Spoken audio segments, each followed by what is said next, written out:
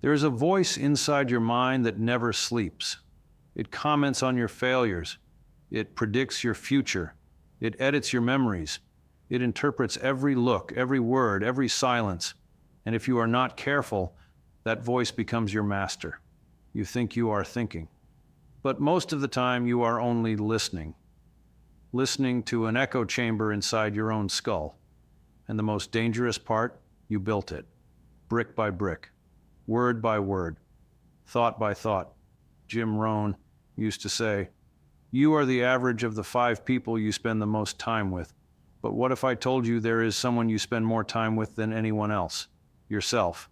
24 hours a day, 7 days a week. And if that inner companion is negative, fearful, resentful, small, then it doesn't matter how powerful your environment is, you will sabotage it from the inside." You see, the mind is not neutral ground, it is fertile soil. Whatever you plant in it will grow. If you plant doubt, it multiplies. If you plant courage, it expands.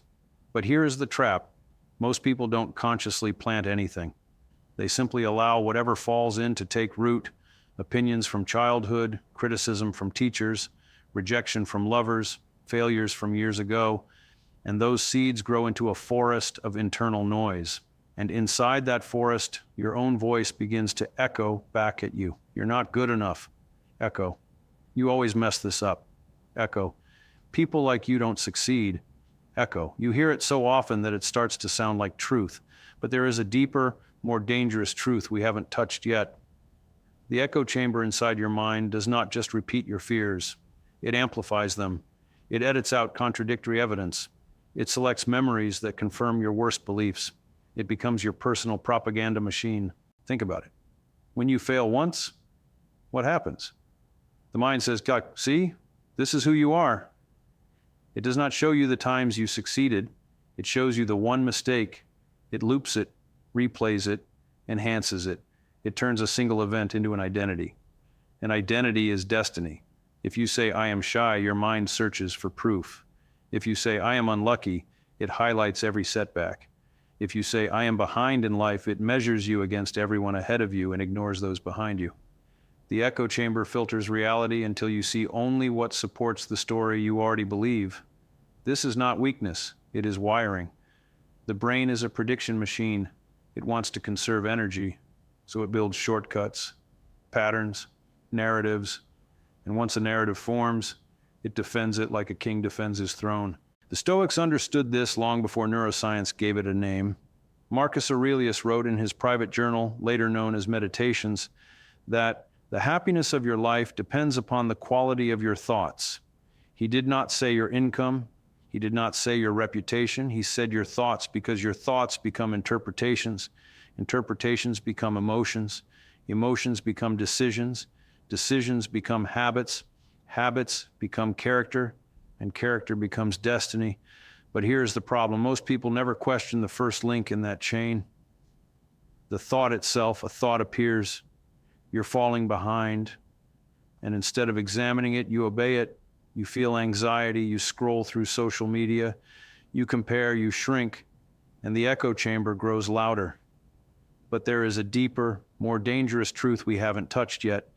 The echo chamber does not only keep you small, it keeps you comfortable, and comfort is seductive. If your internal voice says, "Don't try, you might fail," it sounds protective, it sounds caring, it feels safe. But safety, when exaggerated, becomes a prison. Your mind would rather keep you predictably miserable than risk unpredictable growth. Why? Because growth threatens identity. And identity, even when painful, feels familiar. Let me tell you something that may disturb you. The greatest battles of your life will never be fought in public. They will be fought in silence.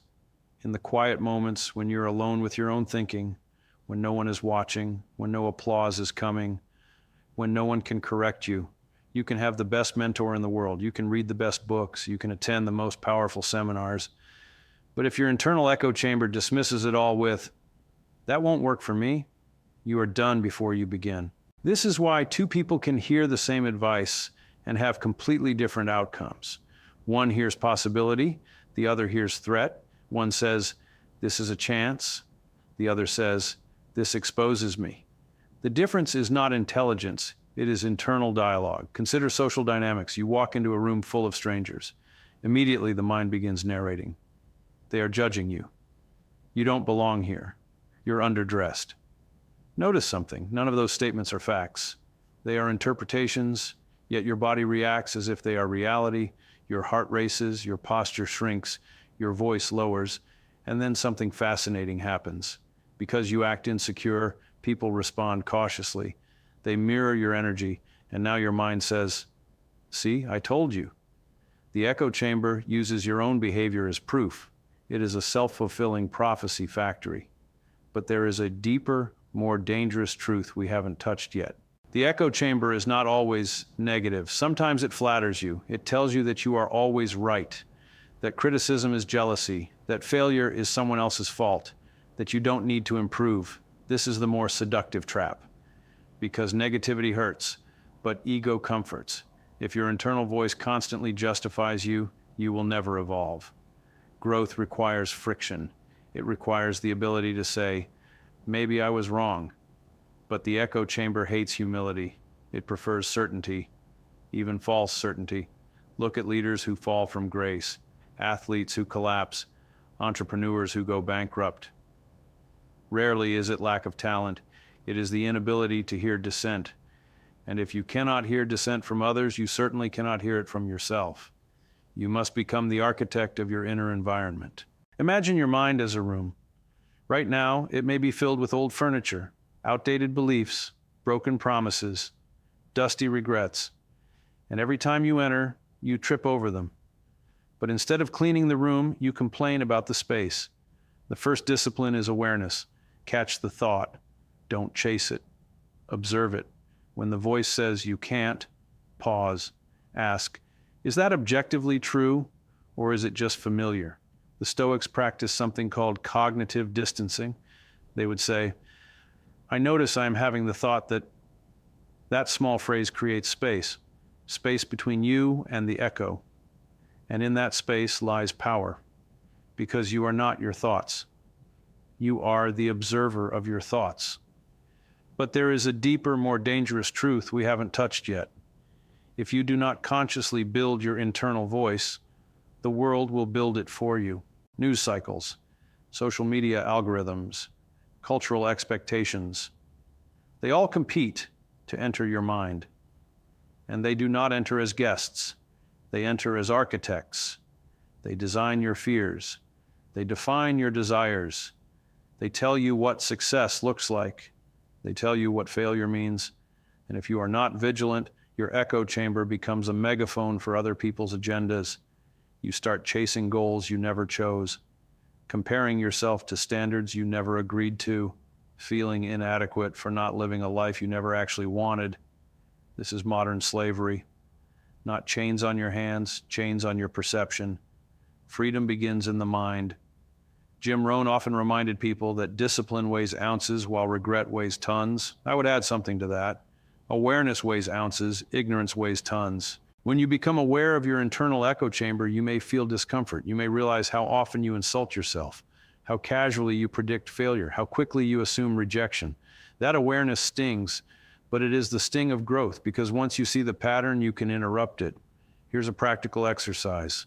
For 1 week, listen to yourself, not your spoken words, your silent commentary. When you wake up late, what do you say? When you make a mistake, what is the tone? When someone else succeeds, what story do you tell?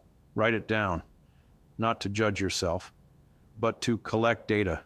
You cannot change what you refuse to measure. But there is a deeper, more dangerous truth we haven't touched yet. Even if you silence the negative voice, you must replace it. The mind hates a vacuum. If you remove doubt without planting courage, doubt will return, louder, stronger, more convincing. So you must consciously script your internal dialogue, not with empty affirmations, not with blind optimism, with grounded truth. Instead of, I will never fail, say, failure is part of growth. Instead of, everyone is judging me, say, most people are thinking about themselves. Instead of, I am behind, say, my timeline is my own. This is not delusion, it is calibration. Over time, your echo chamber begins to change tone. The walls that once reflected fear now reflect possibility.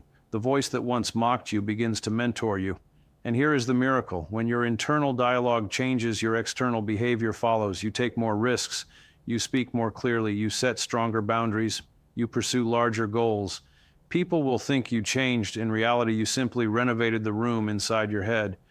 But there is a deeper, more dangerous truth we haven't touched yet.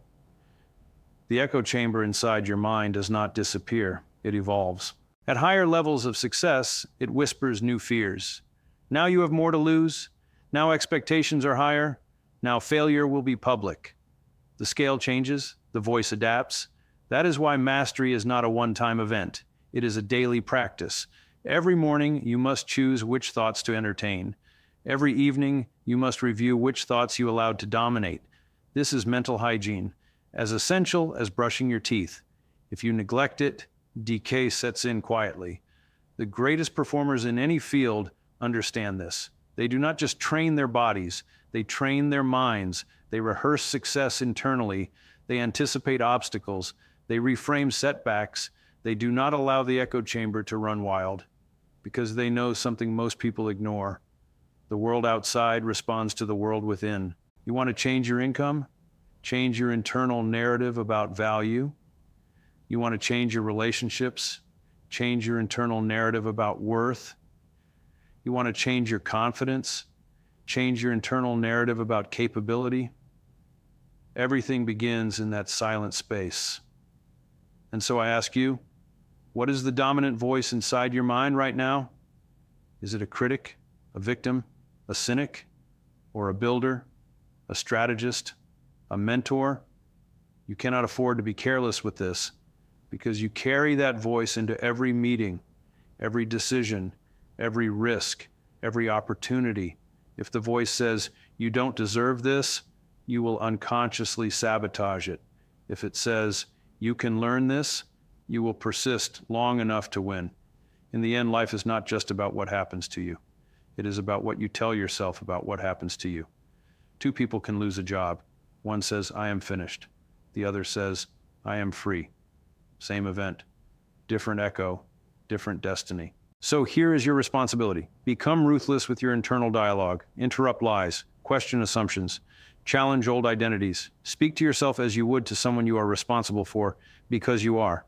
And remember this, the voice inside your mind will speak to you more than anyone else ever will. Make sure it speaks with strength. Make sure it speaks with truth. Make sure it speaks with discipline. Otherwise, you will spend your entire life reacting to echoes you never chose. You are not trapped by your circumstances. You are trapped by your conversations. And here is what most people never realize. The longer a thought goes unchallenged, the more it hardens into belief. And the longer a belief goes unexamined, the more it shapes behavior. You say, I'm just not disciplined. That sounds harmless, casual, almost humble. But repeat it long enough and your brain stops searching for discipline. It says, case closed, identity established, no further evidence required. This is how mediocrity becomes permanent. Not through lack of opportunity, but through repeated internal verdicts.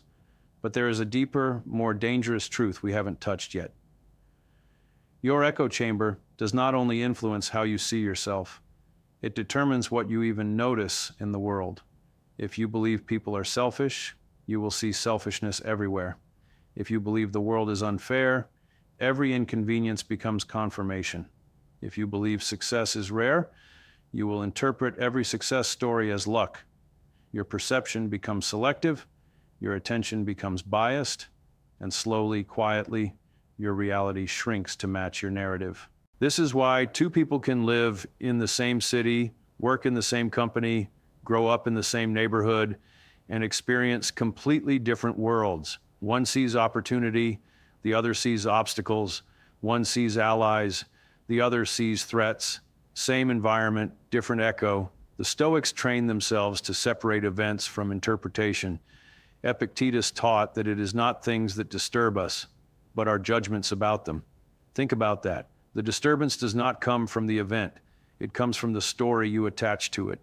You send a message, they don't reply, the event is silence. The story becomes rejection, or disrespect, or humiliation. And your body reacts to a story, not a fact. Your echo chamber fills in gaps with fear, but there is a deeper, more dangerous truth we haven't touched yet. The echo chamber inside your mind feeds on repetition, and modern life is engineered to repeat. Scroll long enough and you will see the same headlines, the same outrage, the same success images, the same luxury lifestyles. Repetition creates familiarity. Familiarity creates acceptance, and acceptance becomes belief. If you are not intentional about what you consume, you are programming your own inner voice without realizing it. You think you are casually watching, casually scrolling, casually listening, but your subconscious is absorbing tone, language, assumptions. It is collecting phrases that will later become your internal dialogue. You begin to think in headlines, react in outrage, compare in silence, and the echo chamber grows louder. Jim Rohn often spoke about guarding the gates of your mind. He said, stand guard at the door of your mind, not occasionally, not when convenient, constantly. Because if you allow junk in, junk will echo. You cannot consume chaos all day and expect clarity at night, but let us go deeper. There is a layer beneath the everyday chatter, beneath the obvious doubts and visible fears, a quieter voice, more subtle, more dangerous. It says, this is just who you are. And once you accept that sentence, growth becomes rebellion against yourself. You want to become disciplined? The voice says, but you've never been consistent. You want to speak confidently? The voice says, but you've always been quiet. You want to build wealth? The voice says, but people like us don't become rich. Notice the pattern. The past becomes a prison, and the echo chamber guards the gate. But there is a deeper, more dangerous truth we haven't touched yet. The identity you defend today may be the very thing limiting you tomorrow. You protect your weaknesses because they are familiar. You defend your excuses because they are comfortable. You cling to your limitations because they explain your lack of progress. It is easier to say, that's not me, than to say, I haven't trained myself yet. And so the echo chamber becomes a historian. It documents every time you quit, every time you procrastinated, every time you hesitated. It archives your past failures and presents them as permanent traits. But history is not destiny. It is data. The disciplined person was once undisciplined. The confident speaker was once nervous. The wealthy entrepreneur was once uncertain. The difference? At some point, they stopped listening to the old echo and started constructing a new one. They interrupted the script. You must understand something powerful. Thoughts are suggestions, not commands. When your mind says, avoid this, it is offering advice based on old experiences. But you are not obligated to obey. You can respond. You can negotiate. You can override. This is mental sovereignty. But there is a deeper, more dangerous truth we haven't touched yet. If you do not consciously choose your thoughts, your emotions will choose your decisions. And emotions are powerful. They feel urgent. They feel convincing. They feel real. Anxiety says, do something now. Anger says, react immediately. Insecurity says, withdraw. And when you act from unexamined emotion, you reinforce the echo chamber. You avoid the opportunity. The mind says, see, that was dangerous. You lash out in anger. The mind says, you had to defend yourself. You procrastinate. The mind says, you work better under pressure. The narrative protects itself. So how do you break the cycle? You slow down. You create space between stimulus and response, between thought and action, between emotion and decision. Viktor Frankl once wrote that between stimulus and response, there is a space. And in that space lies our power to choose. Most people never enter that space. They live on autopilot, reaction after reaction, echo after echo. But the disciplined mind steps into that space and asks, is this thought useful? Is this reaction aligned with who I want to become? That question alone begins to weaken the echo chamber, because now the voice is not absolute, it is accountable. But there is a deeper, more dangerous truth we haven't touched yet. When you start challenging your internal dialogue, you may feel unstable, uncertain, even lost. Why? Because you are dismantling familiar structures. The old beliefs, even if limiting, provided predictability. They explained your world, they justified your comfort. When you remove them, there is silence. And silence can be frightening, but silence is also fertile. In that silence, you get to choose intentionally.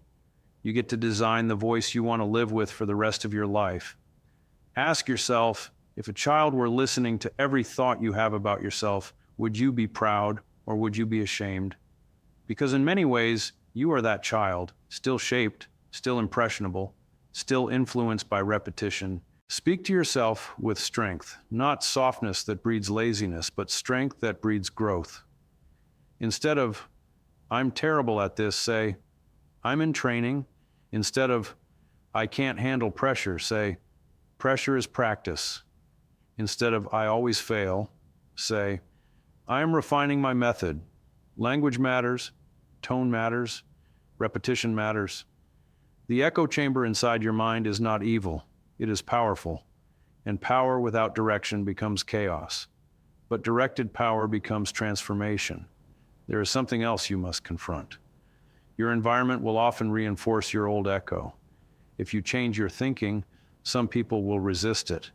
If you become more disciplined, someone will call you obsessive. If you become more confident, someone will call you arrogant. Why? Because your growth disrupts their narrative. And if you are not careful, their comments will enter your echo chamber and multiply. You must decide whose voice gets a microphone in your mind. Not every opinion deserves amplification. Not every criticism deserves permanence. You filter, you evaluate, you accept what strengthens you and discard what weakens you. This is not arrogance, it is mental responsibility. But there is a deeper, more dangerous truth we haven't touched yet. At the highest level, the echo chamber inside your mind determines not just how you act, but who you believe you are allowed to become. Some people unconsciously cap their potential because success feels unfamiliar, wealth feels uncomfortable, leadership feels intimidating, and so the internal voice says, that's for other people, and they obey. You must expand your self-concept before you expand your results. If you cannot see yourself as disciplined, you will sabotage discipline. If you cannot see yourself as capable, you will avoid responsibility. If you cannot see yourself as worthy, you will reject opportunity. The external world cannot give you what your internal world refuses to accept. So today, begin the reconstruction. Listen carefully. Identify the recurring phrases, challenge their validity, replace them with disciplined truth. Repeat that truth until it becomes familiar, until it echoes. Because eventually, the echo chamber will speak in your favor. It will say, you can handle this. Echo. You are improving. Echo. You are capable. Echo. And when the voice inside your mind becomes an ally instead of an enemy, your entire posture changes. Your decisions sharpen. Your resilience strengthens. Your ambition expands. You walk differently. You speak differently. You risk differently. And the world responds differently. But remember this, the conversation never stops. It only changes tone. So choose the tone wisely, because you are not trapped by your circumstances. You are trapped by your conversations.